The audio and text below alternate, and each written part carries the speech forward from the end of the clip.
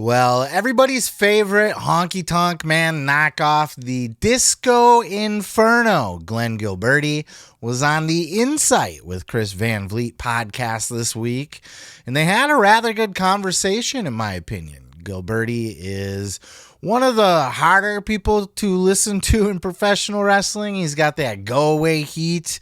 He's not the most well-liked or respected guy in wrestling. And they talked a little bit about that, why he thinks that is, that sort of thing. And I would say one of the bigger issues that people tend to have with Gilberti is he's just so critical of the product. He's always got something negative to say about something. And most people don't really see Gilberti as somebody that even has a lot of credibility to begin with to be talking. But when Chris Van Vliet asked him why he is so critical of a lot of the current product these days, he raised a lot of good points. Check out this clip. And the thing is, like, a lot of these people don't even really know what work is. You know, when I grew up, and like anybody from my era that trained to be a professional wrestler, you were taught how to do it to make it look as real as possible while protecting yourself and protecting your opponent. Okay. One company tries to do that. Okay. The other company, if I told you that this, you're watching some of the things they do in the shows, like these guys are going to get hurt. I'm scared watching some of this. You know, it's uncomfortable watching, for me, watching how his career went. It's uncomfortable for me watching Bryan Danielson out there wrestle now, because I know the guy's had like a lot of concussions. I know he's had like, you know, issues and seizures and everything. And I'm watching him and he's still beating himself up out there. And I'm going like, well, why is he doing this? But you know, why like, can't he just do it? And if he wants to do it, then he can do it. That's my point. That's fine. Yeah. But I get bothered watching that. Well, that sounds more like a you problem. Well, that's what I'm saying, though. It makes like they make some of the stuff that these guys do as a professional wrestler, as somebody that was very safe in my career, that didn't do a lot of risk, that did a lot of showmanship. When I watch what these guys try to do to get a pop and the risk that they take to their bodies, I'm like, I scratch my head. I'm like, you know, what is going on in your head right now that like you're going to like risk a neck injury, you know, or risk like a busted hip or a thing, like everybody's doing these spots on the apron now. And the apron's very hard. That's where the plywood in the corner. So you can crack a rib, you know, and I'm watching them just go, you don't have to do that, but why do you do that? These guys got to be getting their bell rungs out there. You know, their bell, you know, they got to be like getting these mild concussions and probably not reporting them, because I'm watching the head trauma. Like I said, it's just me getting through my career relatively injury-free. I hurt my back one time, but like this, you know, just a few months I was out. But getting through it relatively injury-free and knowing that I navigated my career to get through it injury-free, and I still got reactions out there without doing the level of risk that these guys have to take to get the reactions. I'm like, why would you not embrace like the way that I did? You'll feel a lot better, you know? The problem is that the bar just keeps moving, right? So what was really entertaining in the 90s got replaced a few years later, and then that got replaced, and like you just keep having to outdo yourself. So now, guys, like, since everybody's just diving through the second, third rope, now we got to run. Now we got to dive on the top rope, and we got to flip off the top rope. And now we have to dive in the top rope, jump on the top rope to turn yourself backwards and do a moonsault off the top. It's like all these different variations. I'm just going like, at some point, you're watching it too. Yeah. Somebody's going to get really hurt one time, and I don't want it to be. And this is, you know how like people don't think about this, right? With the way social media is, and like the mobs will just come after you, right? If somebody gets seriously hurt and like breaks their neck on a professional wrestling show, it's like, you don't tell me that there's going to be people coming out of the woodwork going like wanting to try to ban professional wrestling, or like, you know, like throw a wet blanket on professional wrestling stuff, because that's just the way things are these days. And I'm seeing guys do this, and like, I think wrestling, if you continue to doing that very high risk stuff, you're looking down the road at maybe, you know, like these people coming after the professional wrestling business. Disco fever. Yeah. I was a fan of Glen Gilberti as a kid. Disco Inferno. He didn't have the go-away heat with me as a kid that a lot of people seem to have. I thought he was all right. He was entertaining. I got a kick out of the character. It was clearly, you know, the reincarnation of the honky-tonk man just coming out and doing the obnoxious dancing and stuff like that. But it worked for me. It got me the kind of heat that I was looking for. He has a lot of good points. from time to time, hidden in between all of his bullshit, all of his bad takes, all of his cringeworthy takes. But I do think a lot of that is for shtick as well, or at least played up to a certain extent. Even in this interview with Chris Van Vliet, Chris was like, oh, "What are you saying that it's all an act?" And you know, you gotta, I mean, look, I do a podcast here, and look, I don't walk around in my daily life yelling and shouting about shit like I do here. So you play it up a little bit for the camera, you play it up for the microphone, you're being a personality to an extent. So I get all that. But he raised some good points here. There's a lot of things in today's current product that just, it wasn't done in the past, and it doesn't need to be done now. There's no need for people to be risking life and limb in every match, on every move, for every spot.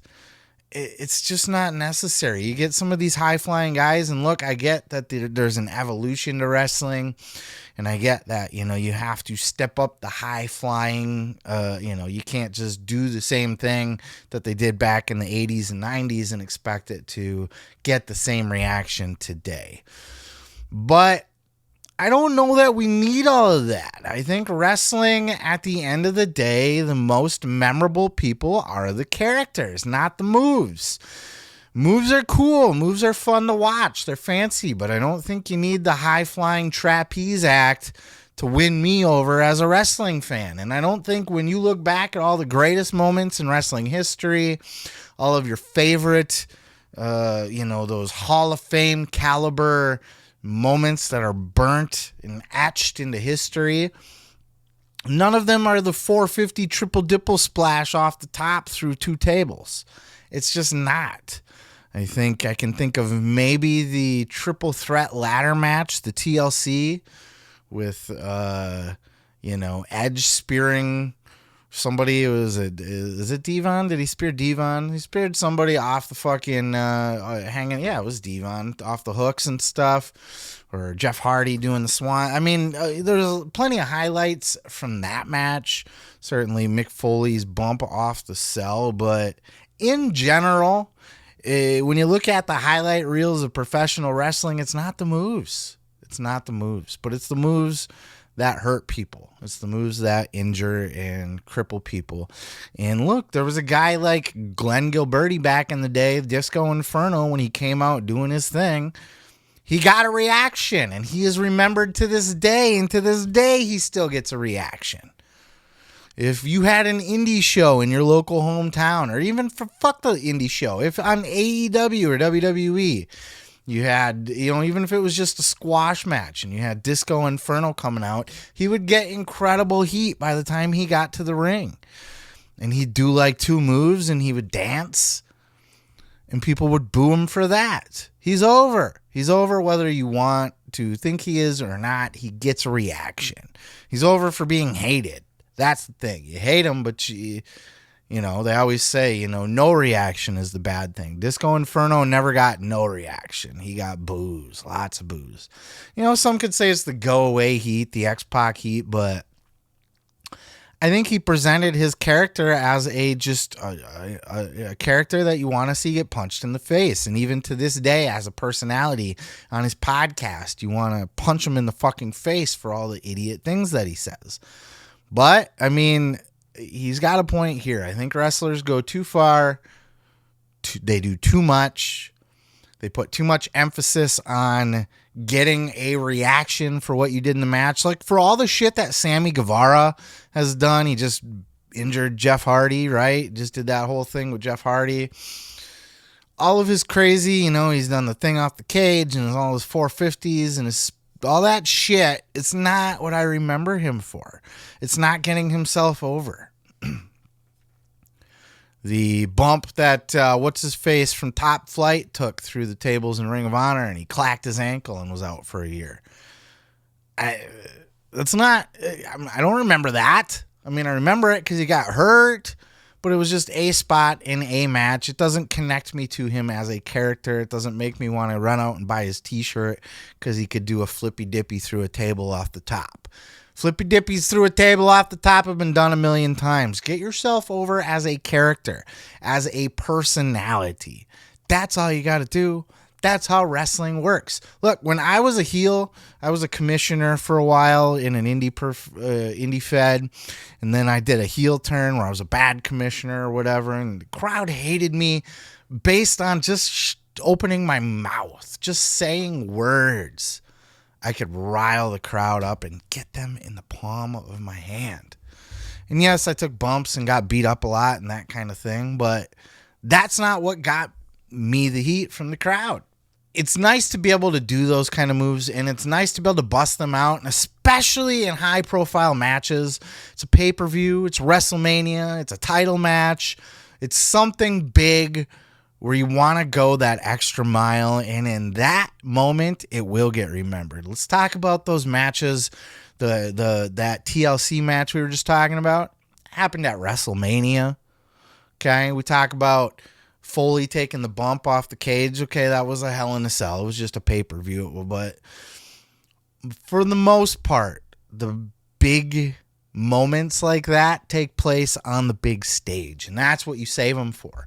If you're just doing a flippy dippy 450 fucking off the top through a table on Dynamite and you clack your ankle, or even worse on Ring of Honor or something, what was the point of all of that? You're taking valuable years and money off of your career, and it's not just the year that you spent on the shelf. Your ankle's going to be fucked when you get older.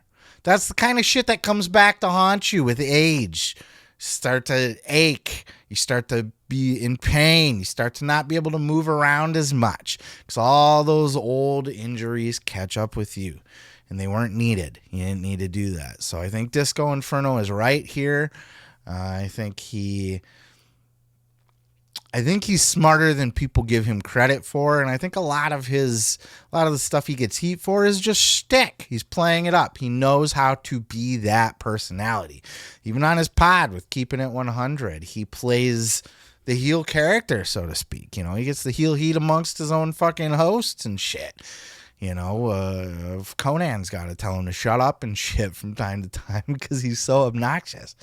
But that's the character. And no, I'm pretty sure Glen Gilberti is a pretty obnoxious person in real life. This was actually he came across pretty chill and pretty smart, and a good conversation in this full interview with Chris Van Vliet.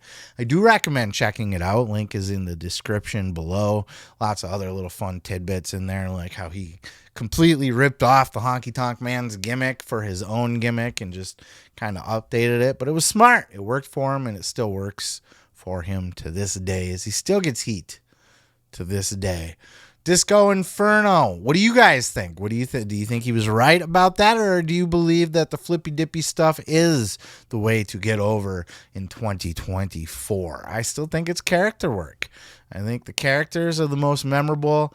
And quite frankly, it's the character work that you can carry with you long after the in-ring stuff is done, right? You can't do flippy-dippy shits when you are a legend. By the time you get to the legend age, there's a shelf life on that.